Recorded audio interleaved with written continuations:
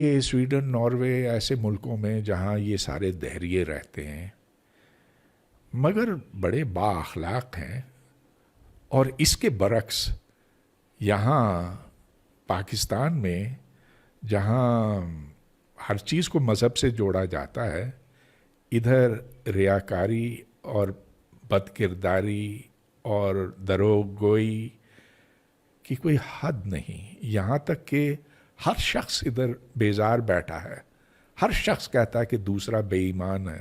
یہ اس بات کی دلیل ہے کہ مذہب اور اخلاق کا کوئی ایسا جوڑ نہیں بنتا۔ آپ نے ایک ویڈیو سنی جس کے اندر پروفیسر ہود نے یہ بات کی ہے کہ جی ہمیں معاشرت سیکھنے کے لیے، اخلاقیات سیکھنے کے لیے کسی مذہب کی ضرورت نہیں۔ آج ہم یہ بات سیکھنا چاہتے ہیں کہ یہ جو مذہب کی عدم ضرورت کی دلائل دیے جا رہے ہیں، افسوس یہ ہے پاکستان جیسے ملک میں ان لوگوں کو بولنے کی اجازت ہے، اور یہ پروفیسر جا کے یونیورسٹیوں میں بچوں کو ہمارے خراب کر رہے ہیں۔ لیکن سمجھنے والی بات یہ ہے کیا واقعی مذہب کی ضرورت نہیں معاشرے کو اچھا کرنے کے لیے؟ پہلی بات تو یہ کہ وہ بات کرے گا جس نے اسلام کی تاریخ کو، نبی پاک صلی اللہ علیہ وسلم کی تعلیمات کو پڑھا نہیں، وہ یقیناً ایسی باتیں کرے گا کیونکہ اس کو پتہ ہی نہیں اسلام کی حقیقت کیا ہے، اسلام کے اندر کیا سکھایا گیا، مورلز کیسے سکھایا گیا۔ اسلام کے ایتھکس اور مورل وہ انتہا درجے کے ہیں کہ جو کسی بھی آج بھی تہذیب کے اندر اپلائی نہیں ہوتے، مطلب ان پر کوئی عمل نہیں کر رہا۔ اگر عمل کرے تو دنیا میں اس وقت ہر طرف امن ہو۔ اسلام اپنی معاشرت میں، اپنی معیشت میں وہ اصول سکھاتا ہے کہ اگر ہم کسی ملک پر حملہ کرتے ہیں اور وہ حملے کے بعد جو آج بھی یورپ کا کلچر ہے کہ وہ قتل عام کرتے ہیں، وہ کسی کی پرواہ نہیں کرتے، اسلام اس کی بھی اجازت نہیں دیتا۔ فتح کر لیا، اس کے بعد حضور صلی اللہ علیہ وسلم کے فرامین ہیں، نہ درخت کاٹنے ہیں، نہ جو اپنے عبادت گاہوں بیٹھے لوگ ان کو کچھ کہنا، نہ بوڑھوں کو جو جنگ میں شریک نہیں ان کو کچھ نہیں کہنا۔ لیکن یہاں پر کیا ہے کہ آپ کو سکھایا جا رہا ہے کہ آپ کو مذہب کی ضرورت نہیں اخلاقیات کے لیے۔ اگر مذہب کی ضرورت نہیں اخلاقیات تو ہو کیا رہا ہے کہ افریقہ کی وہ سٹیٹس جن کے اندر آج بھی بھوک ہے، جن کے اندر آج بھی لوگ بھوکا سوتے ہیں اور وہاں غذائی قلت ہے، کیا یورپ اتنا پراسپر اور اتنا خوشحال ہونے کے باوجود ان کے لیے کیا کر رہا ہے، ان کے لیے کیا بھیجا جا رہا ہے؟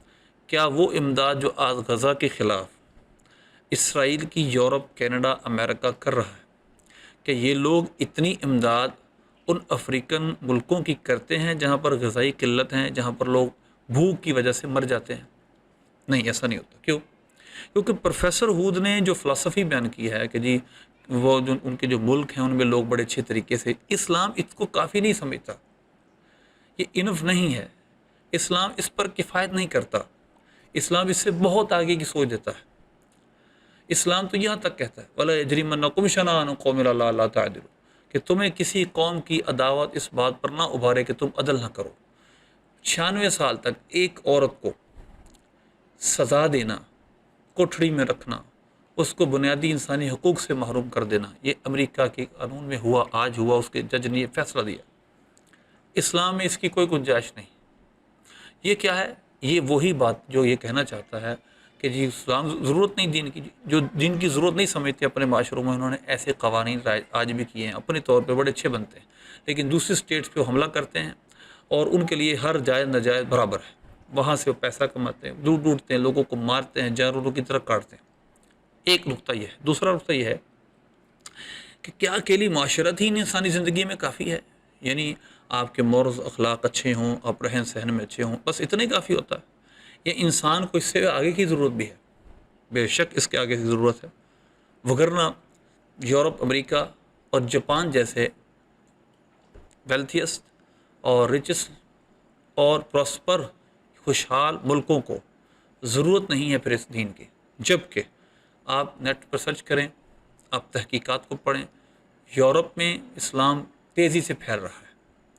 وہ لوگ جو ڈاکٹر ہیں، جو انجینئر ہیں، جو پڑھے لکھے ہیں، وہ مسلمان ہو رہے ہیں۔ اس سال فرسٹ رمضان کو ایک ایسا سائنٹسٹ مسلمان ہوا جس کی بے شمار تحقیقات ہیں اور بہت ٹاپ سائنٹسٹ ہے، آپ جا کے سرچ کر سکتے ہیں۔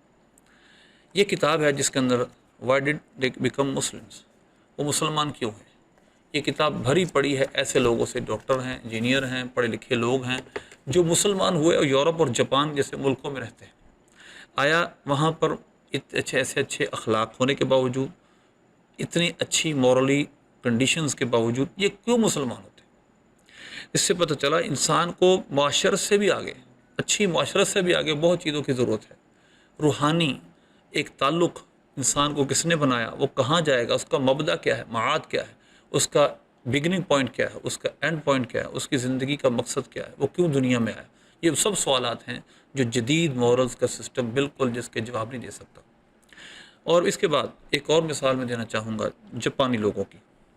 دنیا میں سب سے زیادہ جس ملک میں سب سے زیادہ لوگ اسلام قبول کر رہے ہیں وہ جاپان ہے، اور جاپان کی جو ایمانداری ہے پوری دنیا میں سب سے نمبر 1 ہے۔ وہاں پر لقطے یعنی گری پڑی چیزیں سب سے زیادہ واپس کی جاتی ہیں۔ وہ اپنے رہن سہن میں انتہائی امانتداری کا مظاہرہ کرتے ہیں، وہ چیزیں چوری نہیں کرتے۔ اس کے باوجود بھی اتنی ترقی اور اتنے اچھے اخلاق ہونے کے باوجود بھی جاپانی کیوں تیز سے تیز تر مسلمان ہوتے جا رہے ہیں؟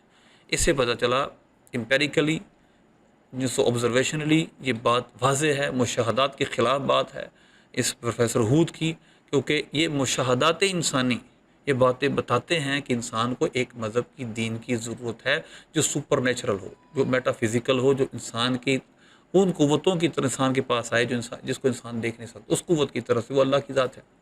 تو لہٰذا یہ مختصر سی ویڈیو میں نے اس پہ بنائی ہے کہ انسان کو صرف اور صرف اچھے اخلاق کافی نہیں، اور اچھے اخلاق کی جو ڈیفینیشن اسلام اور قرآن کرتا ہے وہ ایک پورا مضمون ہے اور پوری اسلام کا ایک مورلی سسٹم ہے جس کو ان لوگوں نے نہ پڑھا ہے نہ گہرائی سے پڑھتے ہیں۔